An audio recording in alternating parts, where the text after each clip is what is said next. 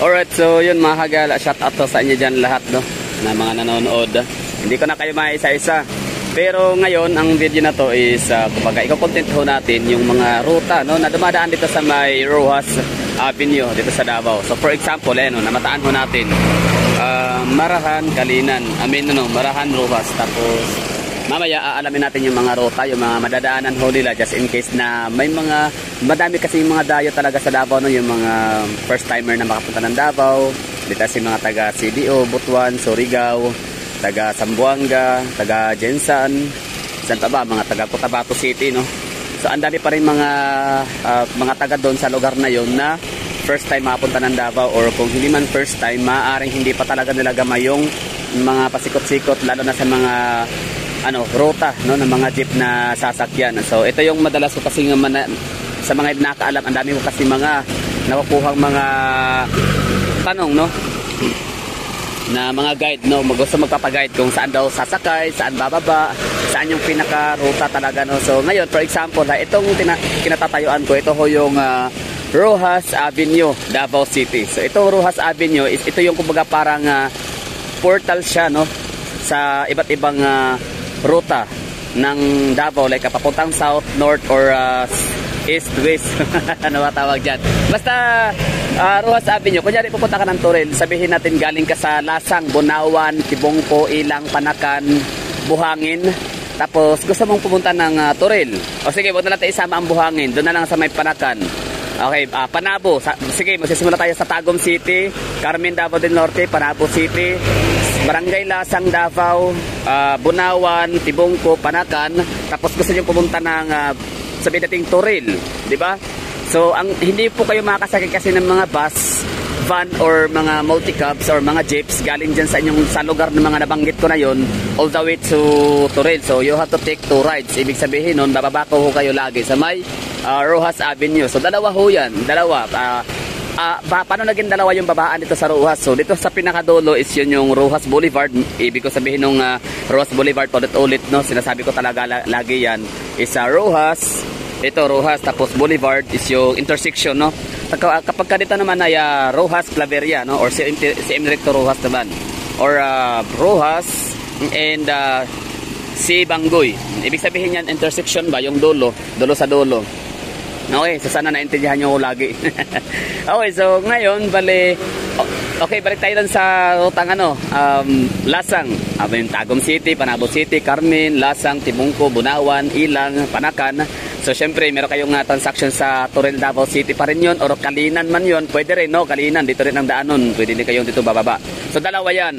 Mayroong mga ruta galing dun sa lugar na yun na nabanggit ko, na dun ang babaan sa may tawag nito, Roxas Boulevard, which is okay lang yun kasi meron namang mga papuntang Toril, no, dito nadaan naman talaga lagi. Pwede rin kayo dito kung dito naman kayo nahinto, yung nasakyan nyo is dadaan sa may GP Laurel, okay lang ho yun kasi dito kayo ibababa nyan sa may Ateneo area, or dyan sa may Acacia, yan, may Acacia area sa may STI, or kung hindi man dyan sa may Phoenix, no, sa harap ng Vivaldi Residences.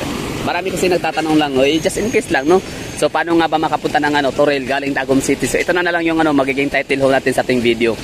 Paano makapuntang Toril kapag kagaling kang Tagum City, no? Dalawa lang, no? I mean, 2 rides ka. So ibig sabihin nun, bali bababa ka, it's either sa Roxas Boulevard or dito sa may Roxas si Enrico, or Roxas sa may Acacia. So paano ko nasabing paano ko nasabing kahit saan dito sa Roxas Avenue ay makakapunta na ka ng Toril? So ganyan ito, yan Toril. Ang ito talagang rutang papuntang Toril, dalawa to ha. Bali ang isang Toril na nakaparada, nakapila yung mga jeep doon ay sa may kung familiar nyo ang Bonifacio Street Corner, si Bangoy. So doon po nakaabang, no, nakapila yung mga sasakyan. Pero kung hindi nyo familiar, o wag nyo nang masyadong abalahin sarili nyo, dito na lang Roxas Avenue kasi ito yung talaga pinakasigar, pinaka-familiar, pinaka-iconic na avenue natin dito sa Davao. So ito ha, salubungin natin yung mga Toril na bumabiyahe, mga jeep. Kahit saan kayo dito, pwede kayo pumara. Oo, ng Toril. Pero best advice ko talaga sa inyo, huwag kayong sumakay dito. Kung gusto talagang, kung kayo nagmamadali, kung gusto nyo talagang maka-secured ng slot sa upuan ng Toril, so huwag kayo dito sa gitna. Kailangan doon kayo sa pinakabungad. Kasi ang bungad kasi ibig sabihin nun, dyan sa point na yan, yan talaga yung sakayan babaan. Kumbaga pagkababa ng pasahero, sakay agad, meron din sasakay. Kumbaga parang hindi talaga mababakantihan yung mga rutang Toril. Kasi sobrang dami kasi ng mga pasahero nag-aagawan. Konti na lang yung mga jeep na bumabiyahe, pero padami yung mga pasahero. So yun, nagkakaubusan ng mga bakante sa upuan to the point na ang iba ay tatayot sa sabit na lang. Kahit pasabihin natin meron tayong HPV pubs, no, or peak hour augmentation bus system, which is yun ang first facing na ating HPV is. So ngayon pubs pa lang, no? So during peak hour lang siya bumabiyahe. So kila ba yung peak hour dito sa Davao? So tandaan nyo ha, alas 5 ng hapon, alas 6, alas 7, alas 8. So, yun yung pang peak hour natin. Ganon din, no, sa morning.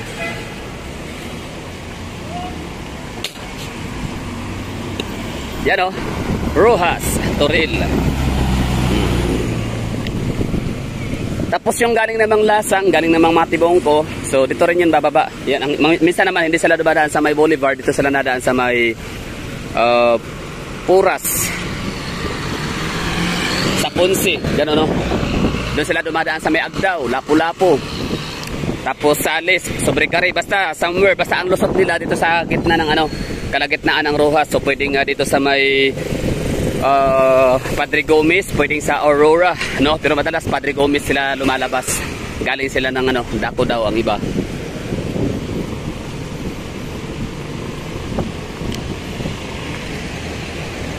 So normal, no? Back to normal na tayo dito sa Davao. Wala nang event. No more festival, no more kadayawan. O yan, Toril.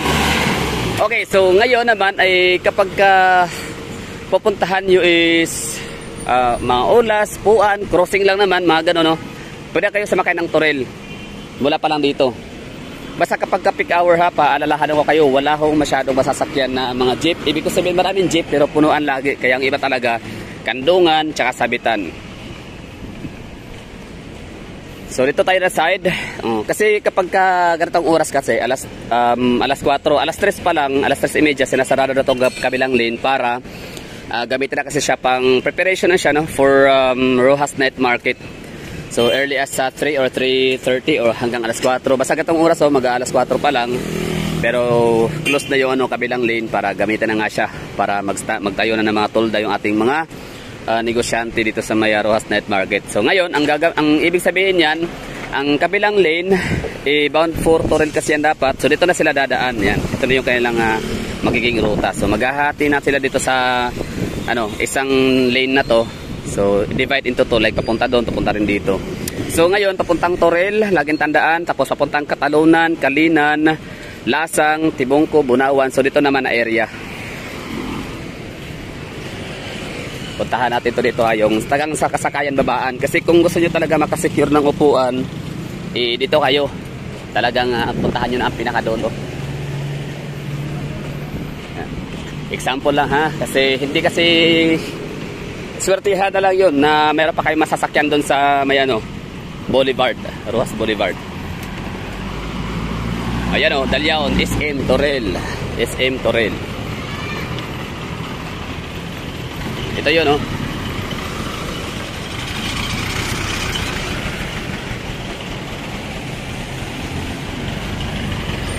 Katigan, Toril. So ulitin ko ha, so sa mga nagtatanong paano nga ba kapuntan ng Toril kahit kapag kayo galing sa Tagum City, Panabo City, Carmen, Davao del Norte, Tibalog, Lasang, Panakan, Tibongko, Bunawan. So dalawang sakay, no? So sakay kayo ng jeep, bus o kung ano man ang rutang sasakyan ho ninyo. Ako pag jeep lang, sige sabi natin jeep. So dito yung bababa sa Rojas Avenue, tapos sakay kayo ng ganyan, Toril na ruta. Tapos kung gusto nyo rin naman na mag-bus, pwede rin naman bababa kayo ng Ecoland Terminal. Pwede rin yun. Pero madalas kasi kapag galing kayo sa Tagum, Tibalog, galing kayo ng Carmen or Panabo, tapos sumakay kayo ng mga bus na mga bound for Davao na mga maliliit lang. Ibig ko sabihin yung lang ba, yung mga hindi talaga siya luxury bus, hindi talaga siya long distance na mga provincial route or provincial operation ng mga buses. So dadaan talaga yan madalas sa Buhangin Road, Cabagyo Avenue, Daco Daw, Cabagyo Avenue, tapos Boulevard. Tapos dito na yan sa Rojas kay bababa, tapos Ecoland. So So ngayon, kung sa Ecoland kayo bababa, pwede naman yung kaso nga lang, mapahirapan na sumakay ng jeep kapag doon kayo bababa sa may Ecoland, doon kayo mag-aabang ng jeep papuntang Toril. Bakit? Kasi ito, tinan nyo to, itong mga Toril na ruta na to, dito palang punuan na. O, tinan mo sila kuya, di ba wala na masasakyan? So dito palang punuan na, wala nang slot. Ang mga iba rito na may hindi na to bababa ng ano, all the way to Toril na talaga itong mga to, settings na talaga siya. Kaya kung dyan kayo sasakay sa SM, Ecoland, iyak na lang kayo talaga dyan, no? Tapos maging sa ano, kahit dyan sa may Sandawa Corner Ecoland terminal, sa may Jollibee ba? Oo, dyan kasi yung sakayan, sa may Jollibee, sa may Blue Lotus Hotel. Dyan sa may malapit lang sa Ecoland Transport Terminal. So pwede rin yun. Kaya ang advice ko sa inyo, kapag galing kayong ano, Tagum, Panabo, Carmen, Lasang, Tibungko, Panakan, Ilang, Bunawan, huwag na kayong bababa ng ano, huwag na kayo doon sa may Ecoland, dito na kayo bababa sa may Boulevard. Tapos sakay na kayo ng, Rojas, tapos sakay na kayo ng jeep mula dito. Lakad na lang kayo dito konti. Or pwede rin naman ano, pag sa Ecoland terminal naman kayo sa bus bababa, pwede rin kayo sumakay ng bus ulit papuntang Toril. Pwede ho yun. So ano nga ba yung mga sasakyan ho ninyong mga ruta? Yan na po yung mga bus papuntang Digo City, Jinsan, basta kung saan man, Cotabato. Wag lang yung papuntang Bukidnon, CDO. Kasi malamang hindi yan dadaan sa Toril. So yun na po yun. So sana meron ko kayo natutunan sa aking ginawang video na to ngayon. Kumbaga nakatulong sana, no? Kasi ang dami kasi talaga na tawag nito, nagtatanong tapos ilang oras na lang babiyahe na sila. Hindi naman tayo laging online, di ba? O, hindi tayo laging nagbubukas sa ating cellphone. May business din tayo. Meron tayo pinagkakaabalahan sa buhay at saka yan minsan tulog din, di ba? Kaya ang ginagawa natin ay hindi natin mababasa like 2 hours, 3 hours ago na, no? Mula nung nag-post siya. So, tas badly needed din yung ano, yung ating response, yung ating sagot hindi natin magawa. Hindi ko nagawa kasi nga tulog or may ginagawa, busy. Kaya etong video na to makakatulong sana sa inyo. So, paano nga pa pumunta ng Toril? Kapag galing ka sa Tagum City, sa Totomas, Davao del Norte, galing ka sa Carmen, galing ka sa Panabo City, Lasang, Bunawan, Tibungko, Ilang. Oh, ito na yon, no? So, punta ka ng ano, Rojas Boulevard, Rojas Avenue. Tapos ito yung pinaka-point ha, pinaka-abangan nyo dito kapag kahapon, like alas 3 ng hapon. Pero kapag alas 2 pa naman, alauna, dito naman yan, dito sa kabila. Hindi pa kasi ito sa saraduhan. Bukas pa to dito para sa mga papuntang Toril. Sa mga jeep lahat ng mga motorista. So ngayon, alas 4 na, sarado na siya. So alas 3, alas 4, close to dito. So okay lang naman kung nalito kayo o naligaw, basta laging tandaan Rojas Avenue. Anyway, kayo naman kasi dapat huwag kayo mahiyang magtanong sa mga driver. For example, galing kayong Panabo, sumakay kayo ng jeep, pwede naman kayo magtatanong sa tao nito, mga driver ng ano, ng mga jeep, di ba, na kuya, pupunta kami ng Toril, saan kami pwede bababa? Siyempre, ibibigay sa inyo yung mga option. Pwede kang bababa sa may Rojas, pwede ka rin bababa sa may Ecoland. For example, galing kang Panabo City, kasi meron kasi mga jeep dyan na dumadaan. Actually, ang pinakamalayong ruta talaga na bumabiyahe sa Davao City na taga-ibang syudad or ibang LGU is yung Panabo lang naman. Wala na tayong Tagum, wala na Santa Cruz na bumabiyaheng downtown Davao. So, Panabo City lang, no? So, ngayon, pagka nasakay kayo ng jeep doon, so, yun, tatanungin nila sa kanila kung, kuya, pupunta ako ng Toril, so, saan ako bababa para sasakay ulit ng panibagong jeep? O, ganun yun. So, ibibigay sa inyo yung option, dalawa yan, panigurado, no? So, dito sa may Rojas sa Boulevard, doon sa dulo, kasi doon lang talaga lagi na hinto yung yung Panabo route, Panabo Davao. Tama ba? Mayroon pa ba ibang ruta na dinadaanan na Panabo to Davao? Di ba wala na iba kundi lang Arcastillo, sa Arcastillo Boulevard. Wala na iba. So ibig sabihin yan, ibababa ka nung driver sa may Rojas Intersection Boulevard. Oo. Pero kung wala silang malasakit sa iyo, wala silang pake kung makakasakay ka, hindi. Kasi alam nila yung sitwasyon sa traffic dito sa Davao, sa sitwasyon natin sa sakayan ng mga jeep kapag kahapon, peak hour, na kapag alas 5 gatong oras, pahirapan na makasakay sa may Ecoland, along Quimpo Boulevard, SM, dyan, no? So, hirap nang makasakay ang mga pasaherong pupunta ng Toril. So, pero still, hindi ka pa rin nila sabihan na dito ka bababa ba, mas dabis, dito ka bababa sa may Rojas Boulevard kasi bakante pa, marami pa mga masasakyang mga Toril. Kasi yung mga Toril kasi nadadaan sa may Quimpo Boulevard, Ecoland, SM Ecoland, lahat po yun ay punuan na. Sa Rojas pa lang, dito pa lang, punuan na yun, no? So, mas maganda man, bababa ka na lang sa may Rojas Boulevard. Kumbaga parang sasalubungin mo yung mga jeep na bagong babalang ng kanilang mga pasahero. Yun, kasi tingnan mo to, ito mga ganito to. Papuntang Toril yan, di ba? Sila ate, para maghabol-habol na. Nakalungkot no, pero na-experience na talaga natin yung ganyang sitwasyon dito sa Davao. So ngayon kung galing kang Manila tapos pupunta ka ng Davao, kasi yun na nga, dinig mo nga yung lifestyle dito sa Davao na napakasimple, very laid back and very relaxed city. Totoo rin naman no, still no, laid back and relaxed pa rin naman ang city natin dito. Wag lang sa peak hour, kasi kapag ka peak hour alas 5 hanggang alas 8 ng gabi ay wala kang mararamdamang relax. Hindi ha pwedeng pakyut-kyut dito, hindi. Oo, kailangan mananalubong ka talaga. Tingnan mo sila, for example lang ha. Ganyan yan, mananalubong ka, or else wala kang masakyan, or else gagabihin ka lalo makauwi, or else malilipasan ka ng gutom, di ba? Estimated pa naman ang biyahe ngayon Davao City to Toril is nasa mga 30 to 40 minutes no. Masalo siyang tumagal kasi dahil sa PPH na sinusunod no, speed limit natin, and at the same time maraming mga sasakyan dumadaan, marami ng mga sasakyan na gumagamit ng ating kalsada no. Parami kasi ang tao sa Davao, parami na rin ang mga private vehicles. So ibig sabihin nun, congested na. Pero syempre masasabi rin natin na parang nabawasan naman ulit yung congestions, kasi meron tayong panibagong nabuksan ng mga daan no, gagaya ng coastal road and mga bypass roads. So yun gaya na ito. O yan, pagkababa ni Kuya, palit ulit yan si Kuya. Di ba ganun lang dito sa itong area na to talaga. Dito pa lang punuan na. Dito pa lang wala ka ng halos masakyan. So what more kung galing kang Tagum, Panabot, Tibungko, Bunawan, Lasang, Panakan, tapos bababa ka doon sa may Ecoland terminal, which is pwede rin naman, di ba? Tapos may bala ka lang mag-jeep. So ang mangyari dyan, hirap ka talaga makasakay kung doon ka mag-aabang along the highway of Quimpo Boulevard. Kaya kung gusto mo rin naman na mapadali ka, hindi mo na kailangan tumayo ng napakatagal, so you have to take bus na lang papuntang kahit saan, basta papuntang Bansalan, Digos, Jinsan, Cotabato, o kahit saan papuntang norte no. Bali pwede ka na sumakay ng bus tapos baba ka lang no, Toril. Pwede yun, nagda-drop naman sila. Wag lang yung mga non-stop na mga bus, kasi or one stop or non-stop, kasi maaaring hindi kanyan ibababa sa Toril. Pero madalas meron din sa Toril eh. Parang last stop nila sa Davao, kasi Davao City pa rin part ang Toril eh.